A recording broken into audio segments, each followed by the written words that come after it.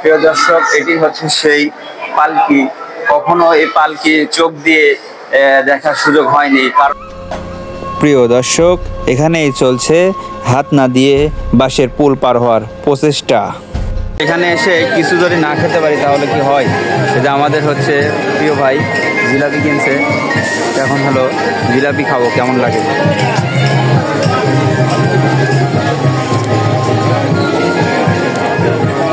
গুড়া জিলাপি নাকি এটা?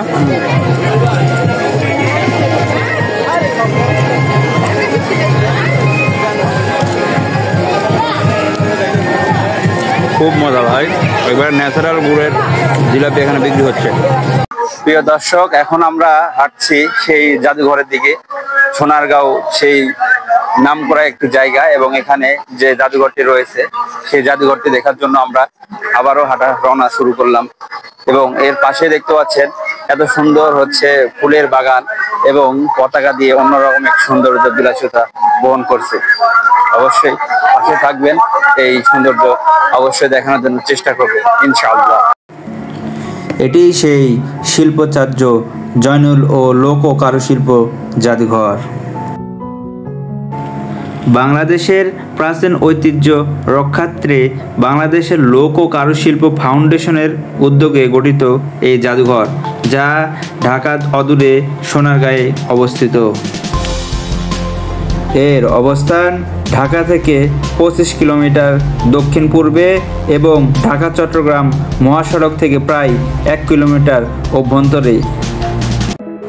এই জাদুঘরের বাহিরের দৃশ্যটা অনেক সুন্দর, এবং এর থেকেও সুন্দর ভিতরের সেই নিদর্শন এবং সেই সংস্কারক প্রাচীন ঐতিহ্যর সেই সরঞ্জাম এবং জিনিসগুলো।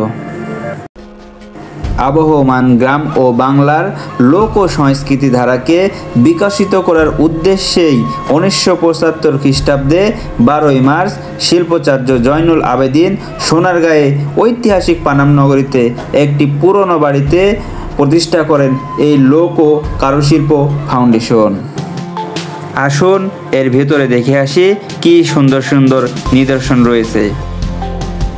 ভেতরে যতই ঢুকছি ইচ্ছাগুলো আরও বেশি জেগেই উঠেছে। এই ভবনটি 3 তলা বিশিষ্ট ভবন, সে কারণেই নিচ থেকে শুরু করে 3 তলা পর্যন্ত সব কিছু দেখানোর চেষ্টা করব। অবশ্যই সাথেই থাকবেন, পাশেই থাকবেন, ঐতিহাসিক বিষয়গুলো দেখানোর চেষ্টা করব। প্রথমেই চোখে পড়ে গেল শিল্পাচার্য জয়নুল আবেদিনের সেই পোশাক।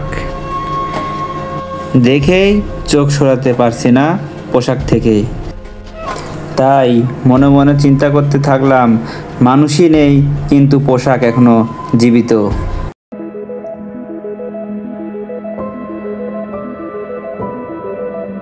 পাশে তাকাতেই দেখতে পেলাম শিল্পাচার্য জয়নুল আবেদিনের কারুশিল্প করার সেই জিনিসগুলো, পুরনো জিনিসগুলো এখনও সংগ্রহ করা রয়েছে এই জাদুঘরে।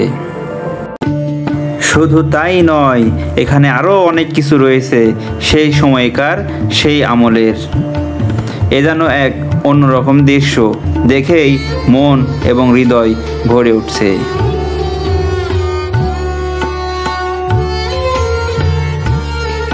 আমি প্রত্যেকটি জিনিস মনোযোগ দিয়ে দেখতে থাকি, এবং আমি যেন ফিরে যাচ্ছি সেই প্রাচীন আমলের সময় এবং সেই সময়ের স্মৃতির সঙ্গে।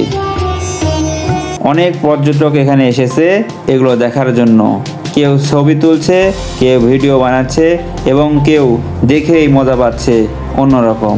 সেই সময়ের খাট, সেই সময়ের চৌকাঠ, এ যেন মদমুগ্ধকরের মতোই দৃশ্য। সেই সময়কার এমন কোনো জিনিস এখানে বাদ দিয়ে রাখা হয়নি। চৌকাঠ থেকে শুরু করে সেই আগের যুগের আয়না এবং সেই আগের যুগের ব্যবহৃত গ্রাম, সব কিছু যেন লিপিবদ্ধভাবে তুলে রেখেছে এই জাদুঘরে। এটাই যেন রং তুলে দিয়ে আঁকানো সেই গ্রাম, গলাভরা ধান, কৃষক, কামার, তাঁতি। প্রিয় দর্শক, এটি হচ্ছে সেই 1500 শতকের সময় যে গ্রামের দৃশ্য, সেই গ্রামের দৃশ্য এখানে ফুটে উঠেছে। দেখতে পাচ্ছেন যে কিভাবে তারা এখানে সাজিয়ে রেখেছে সেম হুবহু একবারে গ্রামের পরিবেশের মতোই লাগছে। তারা কিভাবে বসে আছে, কিভাবে তাদের জীবনযাপন হতো, কিভাবে কি হতো, সবকিছুই এখানে তুলে ধরেছে। যেহেতু এই ভবনটি 3 তলা, সে কারণেই আমরা ওপরের কি রয়েছে দেখার জন্য উঠে চলেছি। সিঁড়িতে উঠতেই এ যেন এক অন্যরকম দৃশ্য চোখে পড়ল। সেই আগের যুগের হাতে বানানো নকশি কাঁথা। এটি সেই বাংলাদেশের প্রথম মানচিত্র যা হাতে আঁকানো হয়েছে। আমি কখনো নিজ চোখে দেখিনি, কিন্তু আজ দেখার সুযোগ হয়ে গেল। এখানে অনেক সুন্দর সুন্দর গ্রাম আঁকানো রয়েছে। দেখে মনে হচ্ছে আমি যেন ওই গ্রামের এক বাসিন্দা হলে খুবই ভালো লাগতো। এখানে মাটি দিয়ে তৈরি যত আসবাবপত্র ছিল সব কিছু তুলে ধরা হয়েছে। সেই আমলকার এই জিনিসগুলো দেখে মন যেন কেড়ে নিচ্ছে আমার অন্যরকমভাবে। যতই দেখছি ততই মজা লাগছে। জানি না কি সৌন্দর্য এর মধ্যে, কিন্তু দেখেই অনেক সুখ পাচ্ছি, যেটা আপনাদের বলে বোঝাতে পারবো না। এখানে যেন নৌকার মেলা। সেই প্রাচীন সময়ের কয় রকম নৌকা ছিল, বৈঠা ছিল, সব কিছু এখানে তুলে ধরা হয়েছে। এবং এখানে কতগুলো অস্ত্রের ছবি দেখা যাচ্ছে সেই সময়কার, সেই আমলের।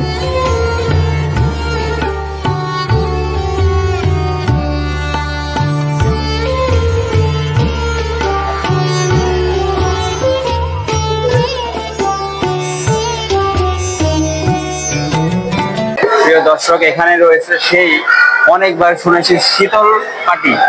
তো আসলে এটি হলো সেই শীতল পাটি। এখানে হচ্ছে আজকে প্রথম দেখলাম শীতল পাটি। এটা হচ্ছে পুরোটাই হচ্ছে পিতল দিয়ে তৈরি। এই পাটিতে যদি শুতে পারতাম, মনটা যে আনন্দে ভরে যেত। এখানে মনে হয় এসির প্রয়োজন ছিল না। এই গরমের মধ্যে শীতল পাটি, মানে এটা হচ্ছে পুরোটাই পিতল দিয়ে তৈরি। এই পিতলের পাটিতে যদি শুইতে পারতাম, তাহলে মনটা অন্যরকম এক শান্তি অনুভব করতো। এগুলো যেন সেই সময়ের ব্যবহারকারী আসবাবপত্র। রয়েছে মগ, অজু করার পাত্র এবং সেই তাজমহল এবং বালতি, আরও অনেক কিছু।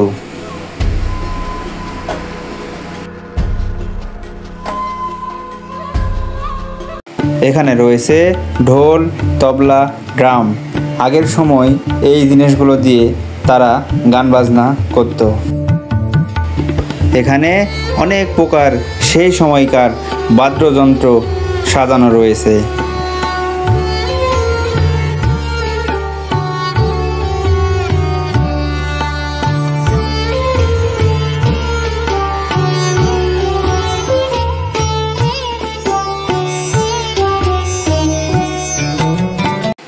এবং এর সাথে রয়েছে সেই প্রাচীনকালের গায়ে, হাতে, পায়ে, কানে এবং গলায় পরে যে নৃত্য করত সেই সমগ্র জিনিস। এখানে সব কিছু যেন সাজানো গোছানো এবং সুরক্ষিতভাবেই রাখা রয়েছে। এগুলোই পরে তারা পায়ে, হাতে এবং গলায় পরে এবং কোমরে বিছা পরে তারা নৃত্য পরিবেশনা করত। সমস্ত যেন ইতিহাসের পাতায় সুন্দরভাবে সাজানো রয়েছে। এখানে আসলেই বোঝা যাবে এখানকার পরিবেশ, এখানকার দৃশ্য এবং এখানকার সংরক্ষণ। চোখে পড়ে গেল সেই বিছা। এটি হচ্ছে পিতল লোহা দিয়ে তৈরি করা।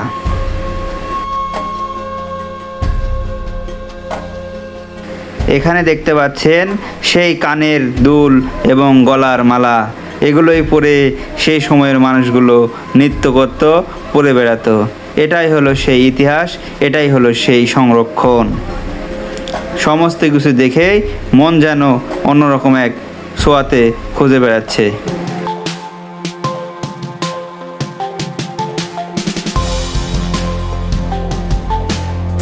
প্রিয় দর্শক, এটি দেখতে পাচ্ছেন সেই আসল চাবি এবং সেই বিছা।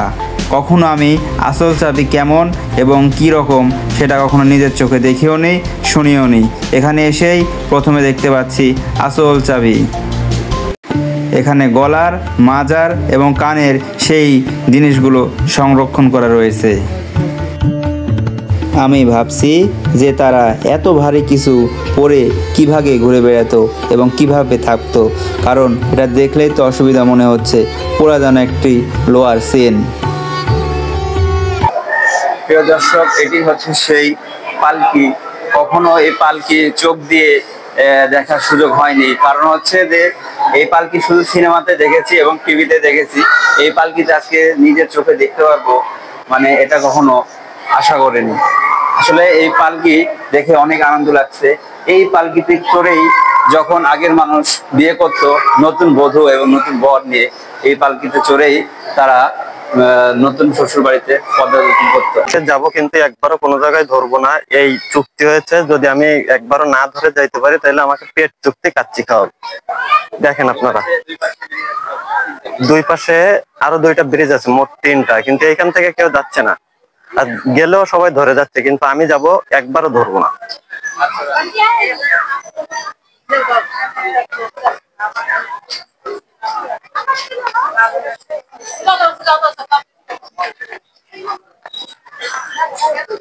কাচ্চি কিন্তু পেয়ে গেছি ভাই, পেট চুক্তি কাচ্চি, ঠিক আছে? বলছি তো একবারও ধরবো না, কোনো জায়গায় ধরবো না, একবারও না।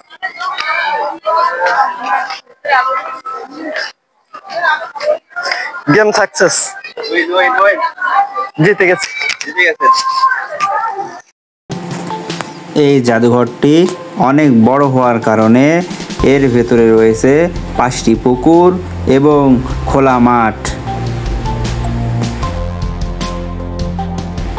এর ভেতরে মানুষের তৈরি সুন্দর সুন্দর জিনিসের থেকেও এখানে পাওয়া যাবে প্রকৃতির অনেক সৌন্দর্য, যা উপভোগ করার মতো পরিবেশ এবং জায়গা। তাই আমরা হাঁটতেই থাকলাম।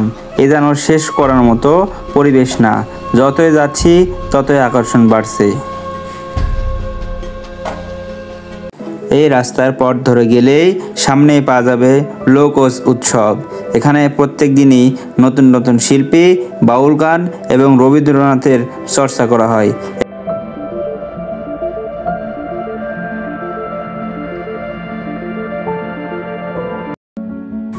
এখানে দেখা যাচ্ছে জামা কাপড়ের দোকান, রয়েছে বাংলার সংস্কৃতির পোশাক এবং আধুনিক যুগের পোশাক, সব কিছুই এখানে পাওয়া যায়। শুধু পোশাকই নয়, এখানে আরও নানান রকমের জিনিস পাওয়া যায়। ছোটদের খেলা থেকে শুরু করে বড়দের নানান রকমের প্রয়োজনীয় জিনিস, শখের জিনিস এবং সব কিছুই এখানে যেন পাওয়া যাচ্ছে, দেখা মিলছে। তাই আমরা এই ডুগডুগিটা নিয়ে দেখলাম কেমন লাগে, কেমন অনুভূতি লাগে। সব কিছুই যেন এখানে অন্যরকম সৌন্দর্য প্রকাশ পাচ্ছে। অনেক শৌখিন জিনিস রয়েছে এর ভেতরে, না দেখলে কখনো বলা সম্ভব নয়। শুধু বাংলাদেশি নয়, এখানে বিদেশি মানুষও ঘুরতে আসে। এখানে যে জিনিসপত্র রয়েছে সচরাচর এগুলো মার্কেটে খুব একটা বেশি দেখতে পাওয়া যায় না, সে কারণেই মানুষের অনেক ভিড়। এখানেই যেন মৌমাছির মতো সব কিছু দেখার জন্য এবং নেয়ার জন্য পাগল হয়ে গেছে মানুষ। এখানে শুধু পোশাক এবং শৌখিন প্রয়োজনীয় জিনিস রয়েছে এটা নয়, এখানে হাতে বোনানো সেই বিছানার চাদর, খাতা এবং বিভিন্ন ধরনের জিনিস, যা শুধুমাত্র হাতেরই তৈরি। এখানে কোনো মেশিন ব্যবহার করা হয় না। শুধু কি এটাই, এর পাশে আরও অনেক জিনিস রয়েছে যা মনোমুগ্ধকর এবং চক্ষু শীতলকারী জিনিস। পাশে দেখা যাচ্ছে সেই সামুদ্রিক কড়ি দিয়ে সাজানো মালা এবং মাটির তৈরি হাত দিয়ে বানানো সেই খেলনা। এখানে এসে সব কিছু দেখতে দেখতে যেন ক্লান্ত হয়ে গেছি, তাই আমার সহপাঠী ভাই সে খাবার কেনার জন্য এখানে চলে আসলো। সে নাকি জিলাপিয়া খাবে গুড়ে। আসলে এখানে এসে কিছু যদি না খেতে পারি তাহলে কি হয়, এটা আমাদের হচ্ছে প্রিয় ভাই জিলাপি কিনছে, এখন হলো জিলাপি খাবো, কেমন লাগে।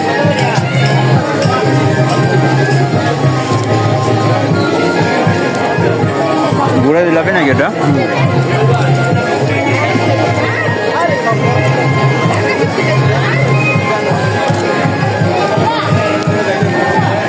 খুব মজা ভাই, এবার ন্যাচারাল গুড়ের জিলাপি এখানে বিক্রি হচ্ছে।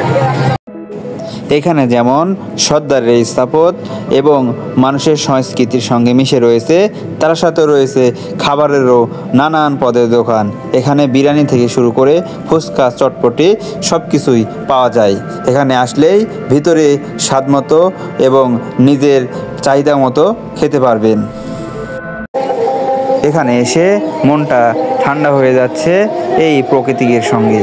কুটির শিল্প, কুটির ঘর, ইস, আমি যদি এই ঘরে থাকতে পারতাম কতই না মজা পেতাম। একবারেই শেষ প্রান্তে চলে এসেছি, আর বেশিক্ষণ থাকতে পারলাম না। অবশ্যই দর্শক, আমাদের এই ভিডিওটি ভালো লাগলে পাশে থাকবেন, লাইক করবেন, কমেন্ট করবেন, সাবস্ক্রাইব করবেন এবং ফলো দিয়ে পাশে রাখবেন।